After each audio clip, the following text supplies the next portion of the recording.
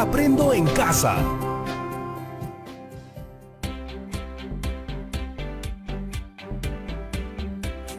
Hola chicas y chicos, ¿cómo les va? Seguramente todo bien por casa. ¿Han visto en las noticias que poco a poco se están reactivando ciertos sectores? Como la pesca, la construcción, incluso los repartos a domicilio de comida. Y se han puesto a pensar que para que ellos retomen sus actividades, deben seguir con mucho cuidado un reglamento para mantenerse seguros y disminuir al máximo el riesgo de que se propague el coronavirus. Cosas como estas evidencian la importancia de los textos normativos. El día de hoy repasaremos cómo planificar la escritura de un reglamento. Veremos cuáles son las partes que contiene cada una de ellas y cuál es su utilidad, así como recomendaciones para su mejor funcionamiento.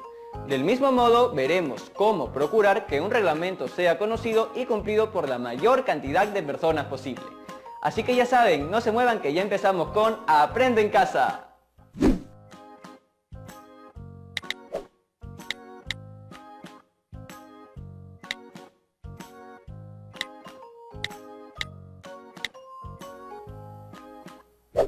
Estoy viendo esos videos donde salen personas imitando la cara de algunos animales. ¿Los han visto? Son muy graciosos. En la frente de las personas empiezan a salir al azar algunas fotos de animales y luego tienen que imitarlas. ¿No los han visto? Miren, les enseño. Es algo así.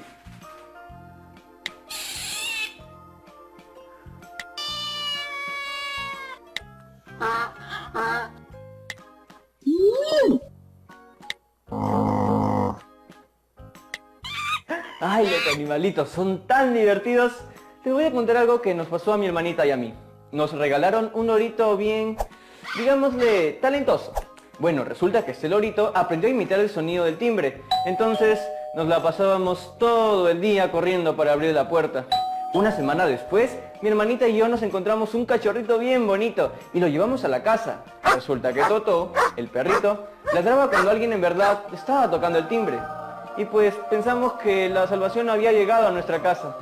Bueno, les cuento que no duró mucho tiempo, porque un par de semanas después, nuestro lorito aprendió a tocar el timbre y luego a ladrar. ¿Pueden creerlo? Ay, los animalitos. Pero los amamos y los cuidamos. Pero ese no es el único problema. Ahora tenemos otro. Hola, Jonathan. Hola, profe, ¿qué tal? Un ratito. ¿Estás libre? Sí, más o menos. En realidad estaba conversando con mis amigos y amigas, pero... Cuénteme, ¿qué pasó? No, nada importante. Solo te llamaba porque me quedé pensando en eso que me contaste el otro día de tu perrito y tu lorito. ¡Qué gracioso! ¿Ya aprendió a imitar otro sonido? Justo les estaba contando a mis amigas y amigos esa anécdota. Felizmente, el loro no ha aprendido nada nuevo, pero ese ya no es el mayor problema. Ahora tenemos otro. ¿Cuál? ¿Qué pasó?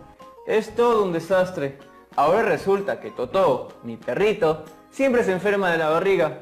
No estoy tan seguro, pero creo que es porque a veces le damos de comer doble. Mi hermana le da de comer y no me avisa. Luego le doy yo y así. Claro, ya veo. Y ni modo que Totó te va a decir, no gracias Jonathan, ya cené. Exactamente. Aunque esa sería una buena solución, ¿no? Que Totó aprendiera a hablar, así como mi lorito, para que pudiera decirnos cuándo comió y cuándo no. Sí, sería una buena solución, pero algo me dice que no va a ser posible. ¿Por qué no pensamos en otra manera de arreglar ese problema? ¿Cómo que? No sé, tú me dirás. Podría ser que siempre, cada vez que alguien le dé de comer, avise a todos. ¿Totó? No, el humano a la humana que lo alimentó. Ah, entonces esa sí es una buena idea, pero ¿qué pasaría si se olvidan de avisar? Uy, tiene razón. Ah, ya sé. ¿Qué pasa si ponemos una pizarrita al costado del plato de Totó? Así, cuando le damos de comer, lo apuntamos. Entonces, si llega otra persona, ya puede ver si comió o no. Esa idea está mucho mejor. ¿Sabes cómo se llama eso que acabas de hacer? ¿Dar una buena idea? Sí, claro, es una buena idea, pero también es una regla. Cada vez que alguien le dé de comer a Totó, deberá apuntarlo en la pizarrita. ¿Reglas? ¡Claro! ¡Qué buena idea! Podemos hacer varias reglas para poder cuidar mejor de Totó. Exacto. Las reglas sirven para saber qué está permitido y qué no lo está. Claro. Entonces voy a poner en las reglas. Está permitido que Jonathan no saque a Toto a hacer sus necesidades cuando esté con flojera. Ahorita me voy a poner a escribir en mi reglamento. Gracias, profe, chao. Pero bueno, chao Jonathan. A ver, empecemos. ¿Cómo comienzo? Ah, sí, puedo poner que... O no, mejor pongo que... Ay, ¿cómo empiezo? Mejor llamo al profe de nuevo. Profe, ¿qué tal? ¿Está ahí? Jonathan, ¿qué pasó? Estaba a punto de empezar a escribir y me di cuenta de que no sé cómo o por dónde empezar. ¿Me ayuda con eso, por favor? Sí, claro, para eso estamos las amigas y los amigos, pero antes de empezar, quería decirte algo importante. Los reglamentos están hechos con el objetivo de que todas las personas estén bien. No podrías hacer uno que solo te beneficie a ti. Entonces, ¿no puedo poner lo de no sacar a pasear a Totó si estoy con flojera? ¿Tú qué crees? Bueno, había que intentarlo. Como te decía Jonathan, los reglamentos son fundamentales para asegurarnos de que todas las personas estén bien y además seguras, dentro de un espacio o mientras realizan una actividad en particular. ¡Claro! En este caso, haríamos este reglamento para asegurar el bienestar y seguridad de Totó, dentro y fuera de la casa. Así es. Existen reglamentos que regulan las acciones y el comportamiento de las personas en diferentes instituciones, organizaciones o en las actividades que realizan. Profesor, verdad, perdone que lo corte, pero ahora que me acuerdo, la semana pasada hicimos varias actividades que tenían que ver con reducir de modo sostenible las emisiones de dióxido de carbono o CO2. Y yo me puse a investigar en internet y vi que existe un reglamento para el control de las emisiones de gases contaminantes. Se me ha ocurrido algo. Ahora que estamos hablando del cuidado del planeta y aprovechando que ya conoces bastante del tema, ¿qué te parece si aprendemos a planificar la estructura de un reglamento? Pero lo hacemos pensando en el cuidado de nuestros bosques. ¡Ya, claro! Porque los bosques son muy importantes para la reducción del dióxido de carbono que se encuentra en el ambiente. Eso, entonces, lo primero que debemos saber es que el proceso de planificación de todos nuestros textos es muy importante. Este proceso tiene una serie de pasos que debemos seguir para dar a entender con mayor claridad cualquier tema, organizando mejor nuestros pensamientos y plasmándolos de manera ordenada. Y una buena redacción requiere más de un intento. ¿Más de un qué? ¿Más de un intento? ¿Cuántas veces voy a tener que escribir? Escribir puede llegar a ser un proceso largo, por eso debemos tener paciencia, mucha paciencia. Por ejemplo, Mario Vargas Llosa, el escritor peruano, tardó 3 años en escribir su obra La ciudad y los perros. ¿3 años? ¡Eso es demasiado! Pero descuida, Jonathan. Ahorita no vamos a escribir una obra de ese calibre, al menos no por ahora. Cuando de escribir se trata, yo siempre me hago una serie de preguntas que me van a ayudar a escribir el texto que quiero. ¡Ya sé! Voy a escribir porque es necesario que todas las personas conozcan la importancia de comprometerse con el cuidado de los bosques. Sí, por ahí va la idea. Lo primero que debemos preguntarnos es, ¿por qué voy a escribir? Ahí debe estar el motivo principal por el cual vamos a escribir. Es decir, ¿cuál es nuestro propósito de comunicación? Entonces, mi propósito puede ser que yo quiero que todos cuiden los bosques. Ajá. Y si tú quieres que todos cuiden los bosques... ¡Ya sé! Voy a escribir porque es necesario que todas las personas conozcan la importancia de comprometerse con el cuidado de los bosques. Exacto. Y dependiendo del enfoque del reglamento, los motivos serán diferentes. Jonathan, decías que todas las personas debían conocer la importancia de comprometerse con el cuidado de los bosques. Entonces, ¿quiénes podrían leer el reglamento que vamos a elaborar? Seguro que mi familia, mis amigas y amigos, también podría ser la gente de mi localidad. Lo que acabas de decir nos lleva a la segunda pregunta, que es... ¿A quién se dirige mi reglamento? Eso, vamos bien. La siguiente pregunta es, ¿a quién está dirigido el texto? Esto nos ayuda al momento de la redacción, porque sabremos elegir las palabras adecuadas para que nos entiendan con mayor facilidad. Por ejemplo, no es igual escribir un texto para niñas y niños de primaria que uno para personas de 40 años. ¿Y hay otras preguntas que tenemos que hacernos? Sí, solo faltan 3. La siguiente pregunta es sobre el tema. ¿Cuál será el tema a tratar? Eso es lo más importante. Sí, más o menos. En realidad, todas las preguntas son igual de importantes al momento de planificar nuestro texto. La siguiente pregunta es, ¿qué ideas debo priorizar? Eso me suena familiar. ¿Tiene que ver con las ideas primarias y secundarias? Sí, en este espacio debemos considerar las partes del texto que vamos a redactar y, sabiendo qué partes son, podemos organizar nuestras ideas en una estructura y establecer la jerarquía del texto. En el caso del reglamento para el cuidado de los bosques, podríamos poner las actividades que podemos realizar para conservarlos, por ejemplo, ¿no? Y la última pregunta está relacionada con las fuentes de donde sacamos la información, porque no podemos confiar en cualquier fuente. Claro, ahora en internet se ve cada cosa. Lo que dices es verdad. Por un lado, no todas las páginas web son fuentes confiables. Por otro lado, tienes que considerar que no todas las ideas necesitan una investigación de igual profundidad. Si no, perderíamos el enfoque de nuestro texto y nunca acabaríamos de escribirlo.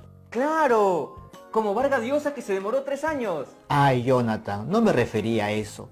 Además, ese es otro caso. Pero lo que sí acaba de pasar es que has perdido el enfoque en el que estábamos. Una bromita nomás. Pero está bien, sigamos. A lo que me refería era a que no todas las ideas necesitan un desarrollo tan extenso. Y para eso era importante saber qué ideas elegimos priorizar. Uy, casi me olvido. Mencioné que siempre hay que citar las fuentes de donde sacamos la información. Esto es un acto de honestidad. Además, para que el texto esté bien fundamentado y tenga credibilidad. Un ratito, profesor. Mi hermana me acaba de enviar un audio. Mejor voy a escucharlo porque de repente es algo importante. Jonathan, ¿por qué no me avisaste que ya le habías dado de comer a Totó? Le acabo de dar y ahora estaba... Lo siento, ustedes no tienen por qué escuchar esto. Pero bueno, ya saben a qué me refería. Ahora todos tenemos que ir a un corte comercial, pero no se muevan que ya regresamos.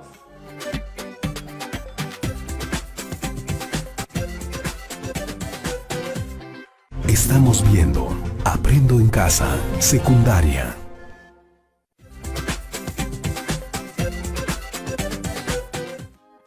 Y por eso, hermanita, mi profesor me estaba explicando cómo planificarme para poder elaborar un reglamento. Así vamos a poder hacer uno y ya no habrá más problemas con Totó. ¡Ay! ¡Qué rápido se pasó el tiempo! ¡Ya estaban aquí!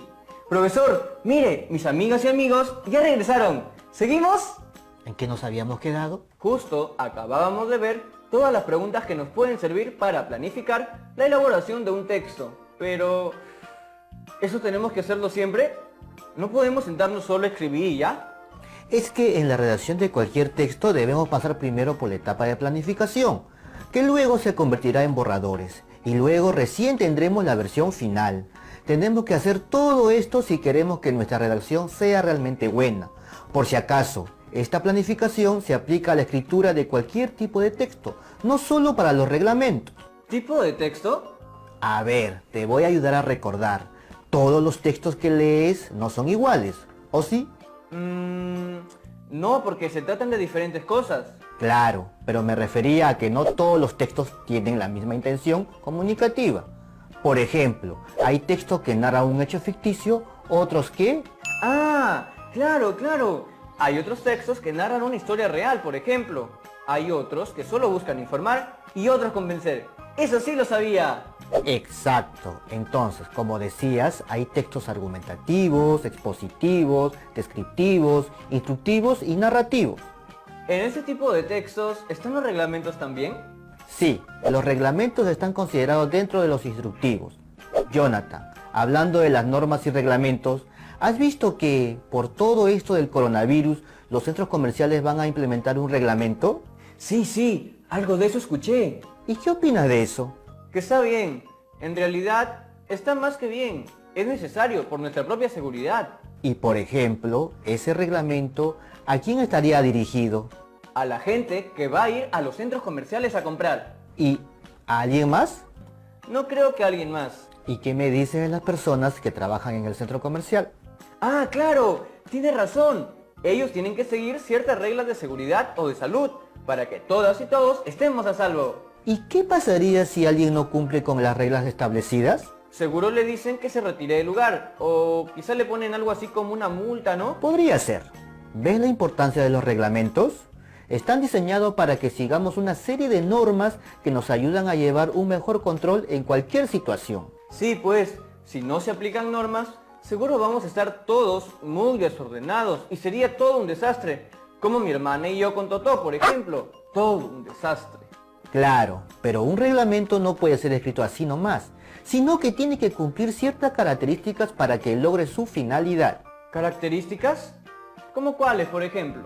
A ver, los reglamentos tienen que hacerse alrededor de un tema central. Por ejemplo, ¿qué pasaría si el reglamento del que hablamos, de los centros comerciales, se enfoca en protegernos de todas las enfermedades que existen en el mundo? Sería casi infinito. Tendría que ser más específico. Tú solito lo has dicho, Jonathan. Todos los reglamentos deben ser específicos. Muchas veces creemos que más información es mejor. No siempre es así. No agreguemos cosas que nos desvíen del propósito que se quiere lograr. Eso a veces me pasa a mí, que me voy por las ramas, por ejemplo. El otro día... Ya me voy dando cuenta. Ya sé, porque al principio usted hablaba sobre priorizar las ideas. Claro, todo debe tener una estructura, un orden. Eso nos lleva a otras características. Un reglamento debe ser claro y ordenado. La estructura tiene que seguir un orden lógico. Así, quien lo lea puede ubicar rápidamente la información que busca. ¿Y qué más? Otra característica es que los reglamentos deben ser efectivos. Un reglamento sirve para promover la seguridad y el bienestar de las personas. Entonces, todos deben cumplirlo. Se me acaba de ocurrir una cosa. Para que las personas lo cumplan, deben conocerlo, ¿no? Porque ni modo que van a cumplir con algo que no sabían que tenían que hacer. Lo que dices está bien. Un reglamento tiene que ser conocido por todas las personas a las que está dirigido. Si las personas no lo entienden o no saben que existe, no van a acatar esas normas. Otra característica es que un reglamento debe ser socialmente aceptado. Eso suena un poco complicado. No tiene por qué ser complicado. Me refiero a que cuando hacemos un reglamento debemos considerar el lugar en donde estamos y a la comunidad que lo va a utilizar. ¡Ah, claro! Eso tiene mucho sentido. Tenemos que respetar, por ejemplo, las costumbres del lugar.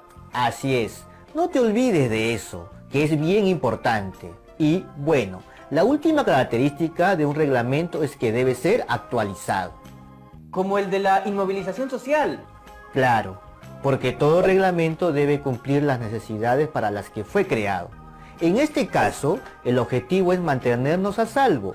Y todas las peruanas y los peruanos debemos respetar esa norma. Tú lo has dicho, todo el Perú, porque se trata de un reglamento general. Por otro lado, hay reglamentos internos también, como el de los centros comerciales, por ejemplo. Lo de Totó, entonces, debe ser un reglamento interno, ¿no? O como la norma de convivencia que teníamos en el cole. Así es. Jonathan, a ver, coge un papel de esos que tienes ahí e imagínate que es nuestro reglamento del cuidado de los bosques. ¿Qué debería haber en la parte de arriba? ¿Qué sería lo primero que vamos a leer? Pues el título, ¿no? Claro, el título. Lo que vamos a ver ahora sería la estructura de un reglamento.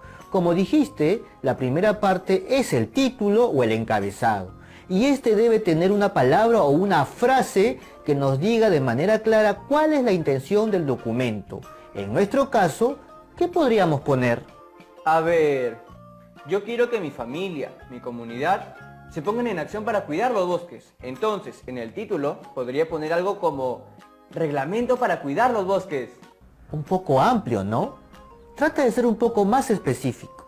Ah, claro, me había olvidado de eso de ser específico. Reglamento para cuidar los bosques desde casa. Eso está mucho mejor. Entonces, ya tenemos el título. Ahora, ¿qué sigue?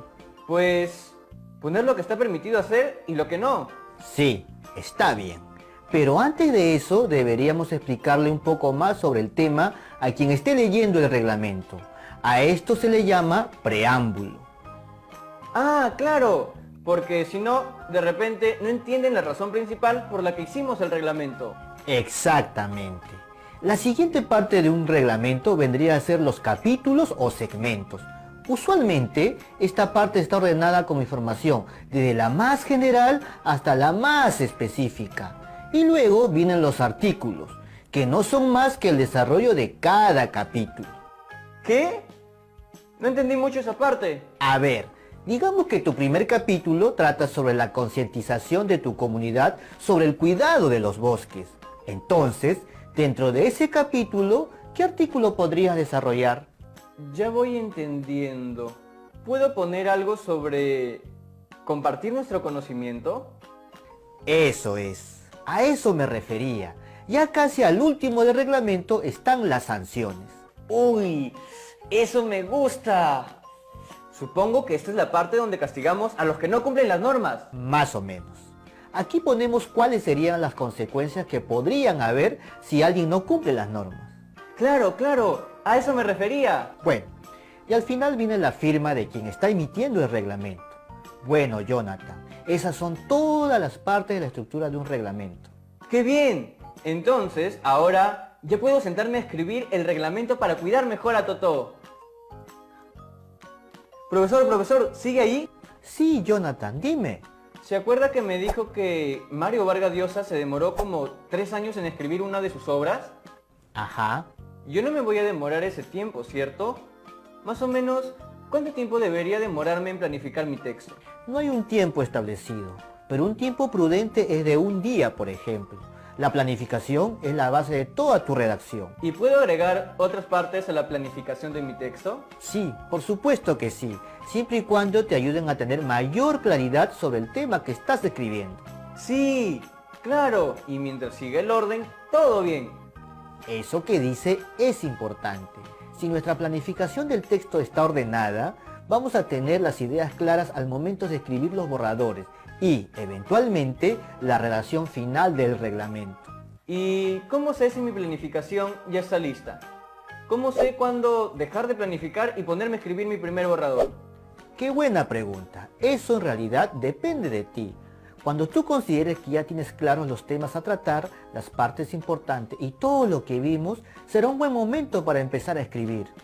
Jonathan, ¿qué pasa?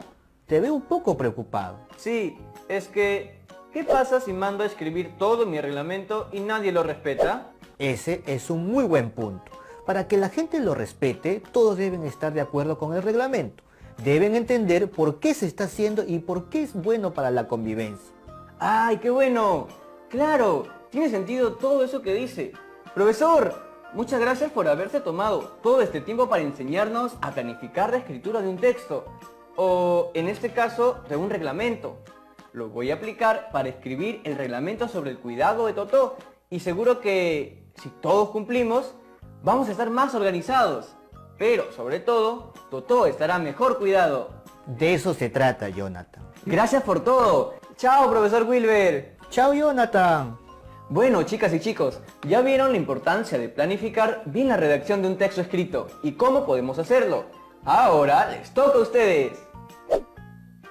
El reto de hoy es investigar sobre el cuidado de los bosques, ya sea en la región donde vives o en cualquier lugar del territorio nacional, y hacer la planificación para la escritura del reglamento de ese tema. Deberás tener esto listo para la siguiente actividad, ya que a partir de ella comenzaremos con la redacción del primer borrador del reglamento. Puedes utilizar este cuadro para la planificación. Seguro te ayudará muchísimo. Recuerda registrar tu trabajo en tu cuaderno o en hoja de reuso. Asimismo, te invitamos a guardarlo en tu portafolio, donde estás archivando las evidencias de tu aprendizaje. Chao, cuídate y nos vemos en el siguiente programa Aprendo en Casa. ¿Cómo les fue? ¿Recordaron todo sobre cómo planificar la redacción de un reglamento? ¡Qué bueno! Ahora manos a la obra con el reto planteado y conmigo será hasta la próxima. ¡Nos vemos pronto! ¡Chao, chao, chao!